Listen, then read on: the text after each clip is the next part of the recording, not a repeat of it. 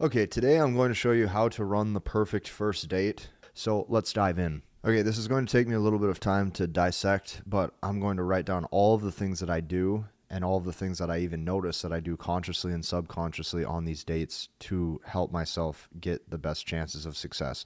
So first off, step one, okay, and keep in mind, I'm actually drawing from conclusions of like past dates that I had. So like the date that I'm referring to is probably from like a couple weeks ago. Specifically, there was a lot of different attraction mechanisms I was using and working in my favor to make this work. So the first thing that I would recommend, do not try to plan dates. Don't try to plan shit, okay? Boyfriends plan things. Guys who are already attracting women and already have dating options say, let's go do this now. Hey, let's go to this restaurant right now. Hey, let's go to this coffee shop now. Sushi, question mark, now, question mark, send. That's how guys who actually have options talk and text message. So that's step one. Do not plan anything. So the other day when I was on a date, I text her that morning. I said, brunch right now, question mark. And she goes like, right now? And I go, yeah, right now. Send. And then I picked the location and we met up. So step one, do not plan anything. Planning stuff looks like you don't necessarily have high status or things going on. It looks like you are really trying to set this up to make sure that she likes you. So don't do that.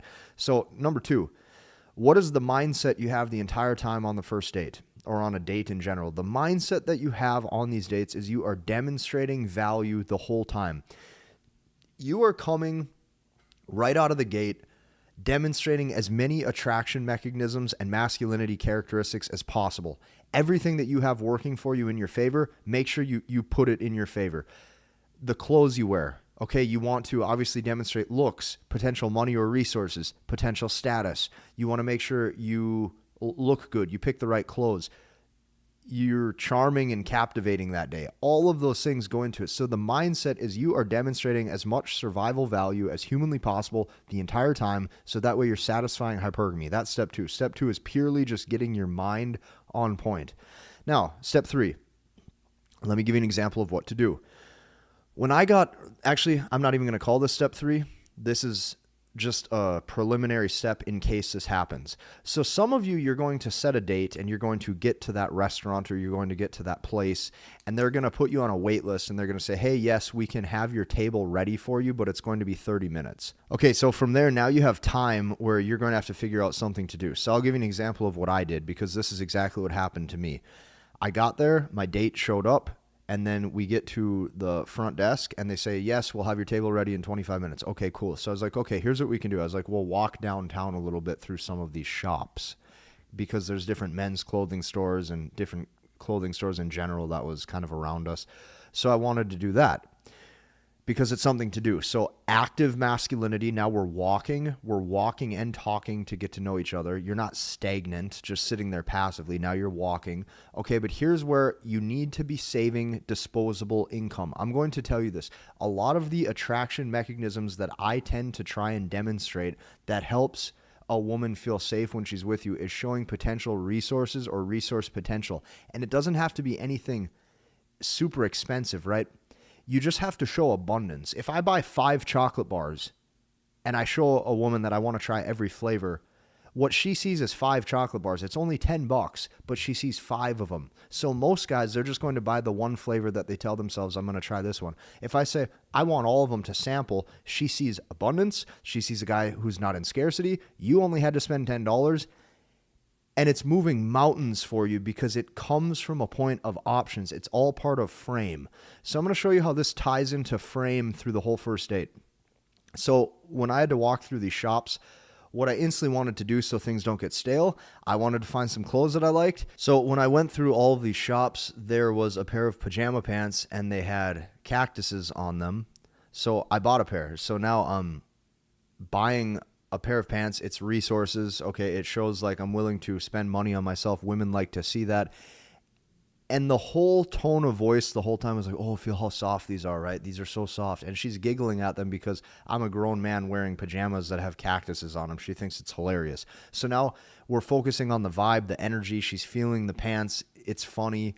All of that stuff is important. Okay, so that's what you want to do if they say, hey, you're on a wait list, is you want to get out of the location, and typically most restaurants will send you a text message update when your table's ready. Perfect. Go get out of that scene or that situation and go walk and go get to know the girl on the go. Way better. Okay, now step number 3.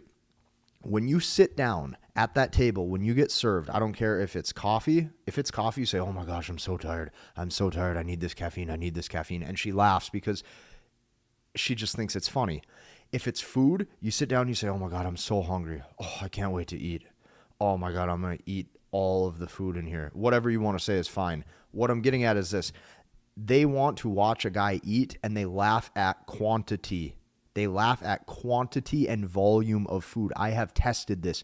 If I skip lunch and I have dinner plans with a girl and I order 2 double-sized bacon cheeseburgers and let's say an appetizer and she watches me eat all of it and all of the fries, she is laughing the whole time that I'm able to eat 2 meals. They giggle, they laugh.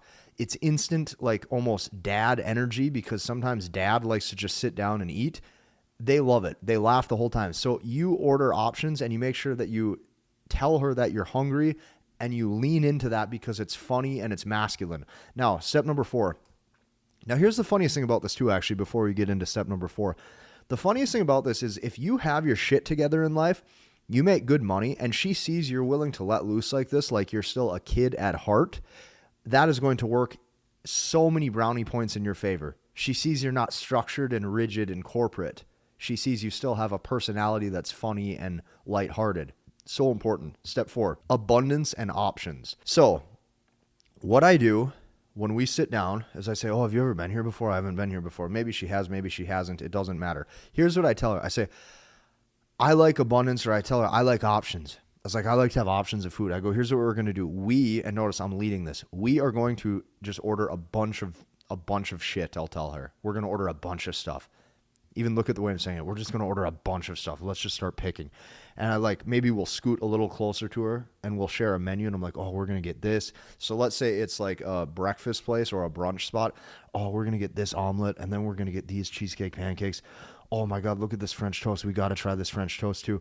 Oh my gosh, they have these waffles. Oh, they're banana waffles. Oh my gosh, we got to get banana waffles. Right. So now I'm like, okay, we just picked 4 things. You're going to see why I will pick 4 or 5 meals and maybe just take the rest home or just let it go, because I'll show you this in a second. This comes down to abundance, this comes down to resources, and this comes down to options. Because I'm willing to spend a whopping $30 extra on a couple more meals, which isn't that much. Keep that in mind. It's not like you have to break the bank here. You have to just show you're willing to spend a little bit of money, because now she sees abundance of calories. She sees a guy who likes food. Naturally, she's going to like food because everybody likes food. She sees you're not cheap. She sees you're not trying to take shortcuts and just get by. She sees a man who's coming from a place of no scarcity. She sees a man who's coming from a place of abundance, and a guy who's willing to invest into her and into that date financially, which is going to help her trust your judgment, because you're checking a lot of boxes that tend to help a woman analyze your survival value. Okay, so that's next. Step number 4, you're going to order a bunch of food to show no scarcity and abundance of options. Now, step 5, this is important. Why did we do that? There's a second reason why we order a bunch of food. We order all of it for both of you. Okay, so now you get to order for her and yourself, meaning you lead all of it. You lead the whole interaction. So this is one thing that I struggled with really hard when I would see other content creators over the years talk about this. There's other content creators I've seen, and they go, when you're on a first date, just order for the woman that you're with and even pick out the meal for her. And I thought that was complete bullshit, because I'm like, okay, number 1, what if she doesn't like the food and she just feels as if she has to go along with this just cause? I thought, number 2, it seems really try hard, like you need to almost micromanage and control every little detail. And number 3, I just thought that it seemed really like fake almost. Like it was like when I would hear that, because here's the thing, I would test some of these things or debate testing it on a date. And like what I call it for myself is I call it my own internal cringe radar. I have a very good one. I know when something is not on point and the vibe is off, and when something is on point and the vibe is on. So I would hear these things and I'd be on a date and I'm like, man, there's no way I'm comfortable doing that. I'm not going to say, oh, you're going to get the grilled cheese and tomato soup and I'm going to get, the cheeseburger. And it's like, well, what if she doesn't want that or like that? And yeah, sure, you showed that you have, enough leadership capability to make that decision, but it's like, for what? She could also look at the menu and be like, I'm really in the mood for French toast instead. So how do I get around that? How do I make sure I'm still leading? How do I make sure I'm still ordering for the both of us? So that way she almost just gets to sit back and enjoy the show, enjoy the date without thinking too much. I order for both of us, but I make sure there's a bunch of options. So my energy when we are picking out the food on the menu is I want to make it feel like we're a couple. I want to make it feel like we're together. So we're looking at one menu together. I'm like, oh, we're going to get the French toast and we're going to get the pancakes. Oh, doesn't that omelet look good? And she goes, oh yeah, that looks so good. That omelet looks so good. And I go, okay, we're going to get the omelet too. Oh, look at these cheesy hash browns. I think we should get these cheesy hash browns too. And then she goes, oh yeah, I'll try those too. Well, okay, cool. There's like 3-4 things here on the menu that she's like, yeah, I'm going to try. Well, okay, naturally she's taken care of. So now it's not try hard. Now it's not like you're trying to micromanage the situation. And all I had to do was spend an extra $30-$35. Well, who gives a crap? If that's what it took to make sure that I get a second date and more opportunities to see her, that is way better than just buying one meal each, missing a lot of these things that I'm showing you, and then she doesn't want to see you afterwards, and then you wasted the money anyways because you bought a meal for both of you and then she doesn't want to see you after. Well, it's better to spend just a little bit extra to go above and beyond to show that you actually care and give a shit about the girl instead of acting like, you don't care about her. Like, it's better to just overinvest in the beginning. It's like if you want to prove to her or show her that like, hey, you're not in scarcity and you don't care if this date goes anywhere, which I'm going to show you why this is important later on. She's going to love seeing that. So I order for both of us. So then when the server comes back, I'm like, I'll order for both of us. We're just going to share a bunch of food. So we're going to get this and this and this and this and this. And the server is writing all this down, smiling and laughing. And a lot of times the girl will be smiling and laughing too, because it's just so much quantity of food. A lot of times the girl will even take a picture of all the food and show her friends because she thinks it's awesome that a guy's investing in her that way. So that's number 5, okay? Remove the ego control of thinking you need to order the meal for her and then it's so rigid. No, order the meal for both of you, but make it multiple options so it feels natural. Don't try to do stuff that's not accustomed to your personality, because if you pick a meal that she doesn't like, it might come off kind of weird that you didn't just let things happen the way it should when you're ordering. Okay, so that's number 5. Now, number 6, this is important too, and I actually discovered this one by accident, but I realized that it was actually good. So towards the end of one of my dates, I had to go to the bathroom once, but see, I didn't want to make it so that way the girl would have to pay, but I really had to go to the bathroom, so I didn't know what to do. So I was like, I just pulled out my credit card and I gave it to the girl. And I'm like, if our server comes, make sure that you take care of this, or make sure that we're paid up, something like that. Or I said you can give her this. Well, what did this do? This one happened by accident. I was like, oh my gosh. So when I came back, I noticed she was really happy about that because it signaled trust. It almost made her feel like we are a couple, right? And now it's like, I'm transitioning my resources of my credit card to her and putting enough trust in her, even though I don't necessarily know her to a super high level yet. But it shows that like, hey, even though I'm going to the bathroom, I'm still competent enough to think about the future, to not put you in a state where you're going to now have to pay for us and make me look bad. So it shows competency. It shows that you're thinking ahead. It shows that your brain is properly thinking about these things. And she likes that. So this totally made her smile. So now I would do this a lot, or if I have to go to the bathroom, I'm going to just give her my card, because it looks like what you're actually signaling is you're signaling a lot of competency there.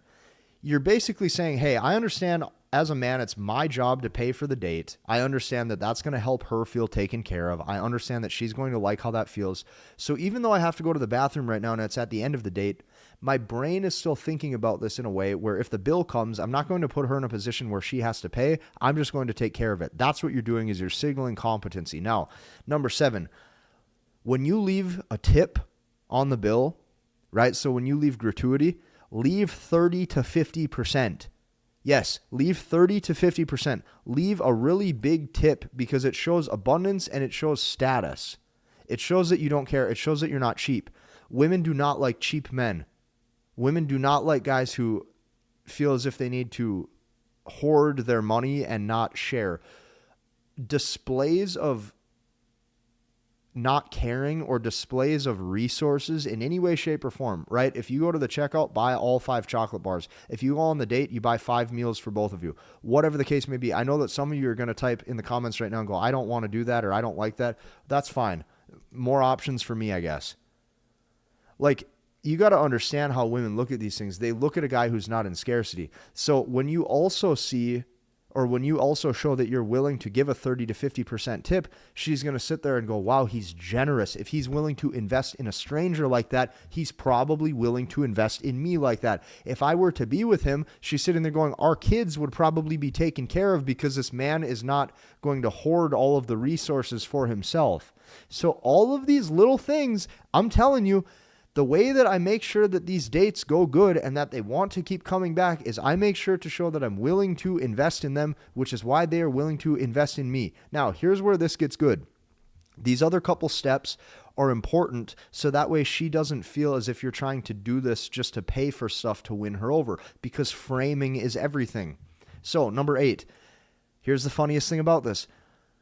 When the date is over and you walk out, okay, no hugs goodbye on the date. There's even sometimes where there will be so much tension between us in a good way, like good emotional tension, where we're walking out of the restaurant and she's trying to poke fun at me and I'll play back and I'll poke fun at her. You know, if I said things like, all the other, everybody online or all of the online videos I've seen, everybody says, don't trust the girl in the red dress, right? Don't trust the woman in the red dress. I don't know if I can trust you. Whatever the case may be, play back with her a little bit. Have that good dynamic. So I'm doing a lot of this verbally, but what I'm going to tell you is this. No hugs goodbye. On the date, I am creating space physically. So all of this is going down verbally, but I'm sitting away. So that way she can't necessarily gauge my interest level. So when you guys leave that restaurant or when you guys leave that date, no hugs goodbye. You are creating space, okay? And what you can even do on the date is you can play around where you're laughing, you're joking, maybe you're poking fun at other people, or you guys have little inside jokes about what's going on around your circumstance and around your situation and the environment that you're in. All of those little things make her feel good. It makes her feel some sort of emotional pull towards you. But here's the thing, number 8, no hugs goodbye. And then on top of that, since I show that I'm willing to invest in her, but I don't necessarily need a hug goodbye, I don't need to ask her when I'm going to see her the next time is, any of that stuff. Number 9 then, step 9 is I just say goodbye, right? I go, all right, well, I'll catch you later. That's it. Casual. All right, I'll catch you later. It was nice meeting you. That's it. No, it was great meeting you. No, I can't wait to see you again. No, oh, when are you free next? None of that. I say, goodbye, great meeting you, and then I leave. Why? Because guess what happens? Then she can't necessarily gauge your interest level. She's going to say, well, does he invest in all first dates like this? Does he treat all of his first dates this way? Did he invest in me and pay for 5 meals like this because he really likes me, or is this just the way he lives?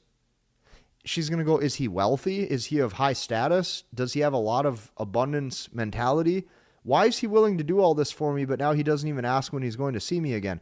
She can't see your interest level. She can't read your interest level. So by you just saying bye and I'll see you later, you would be surprised how many women, as soon as they drive home, 30 minutes go by and they will send you a text message that says, had so much fun on the date. Can't wait to see you again next. Or next weekend, if you're free, you are my first priority to go get drinks with. Or she will say, thank you so much for the date. I had an amazing time, smiley face. And she will initiate the contact first. And I have seen this happen within 20 to 30 minutes after leaving. I've even seen this within 5 minutes after leaving, and she gets in her car. She instantly will start thanking me for the date and how great of a time she had. Because you have to understand, women today, it's very, very hard for them to find masculine men who know what they're doing. And I'm not just talking about masculine men as in you have big muscles and you have a beard. I'm talking about masculinity in all of the elements I just taught you today.